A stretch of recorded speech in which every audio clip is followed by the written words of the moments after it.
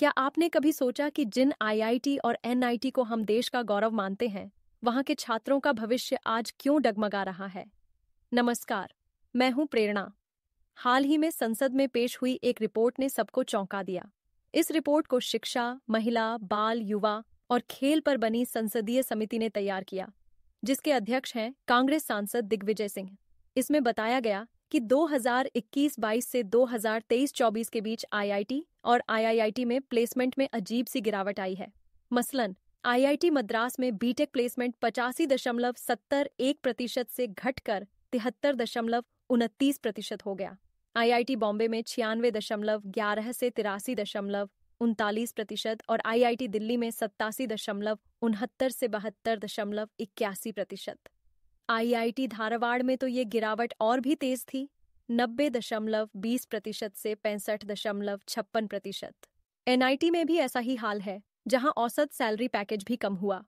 ये रिपोर्ट 26 मार्च को संसद में पेश हुई, जिसमें 2025-26 के लिए शिक्षा विभाग के बजट की मांगों का विश्लेषण था। क्यों हो रहा है ऐसा?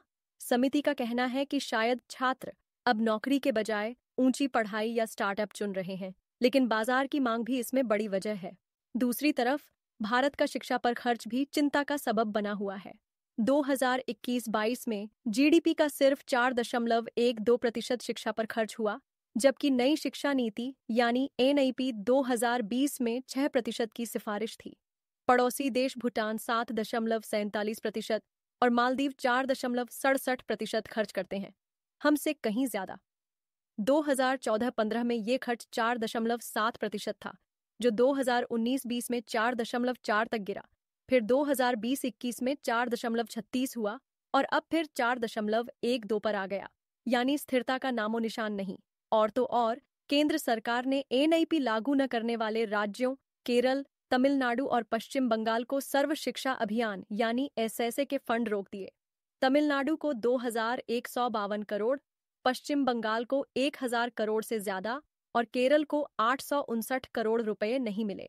समिति ने इसे गंभीरता से लिया और कहा कि ये जायज नहीं, क्योंकि एसएसए बच्चों के शिक्षा के मौलिक अधिकार को लागू करने वाली योजना है, जो संविधान के अनुच्छेद 21A से जुड़ा है।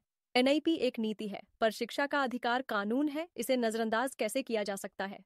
ये हाल तब है जब 2025-26 के बजट में शिक्षा के लिए पिछले साल से 6.9% ज्यादा पैसा रखा गया। फिर भी असली सवाल ये है कि क्या इतना काफी है?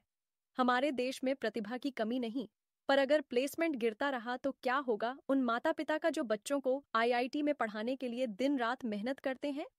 मजे की बात ये कि सरकार कहती है पीएम श्री स्कूल एनआईपी का हिस्सा है, पर एसएसए को रोककर क्या वो बच्चों का भविष्य मजबूत कर रही है या कमजोर? समिति ने सुझाव दिया कि शिक्षकों के लिए ट्रेनिंग प्रोग्राम शुरू हो, इंडस्ट्री और पढ़ाई के बीच का फासला कम हो और राज्यों से बातचीत कर फंड जल्दी रिलीज हो। ये सब सुनकर लगता है कि सरकार को अब जागना होगा, वरना हमारे इंजीनियर विदेश में जाकर दूसरों के सपने पूरे करेंगे और हम यहाँ बस तमाशा देखते रहेंगे। इस पर आपकी क्या राय है? हमें कमेंट में बताएं। देखते रहिए देश विदेश की हर ताज़ा खबर प्रेरणा के साथ। जय हिंद।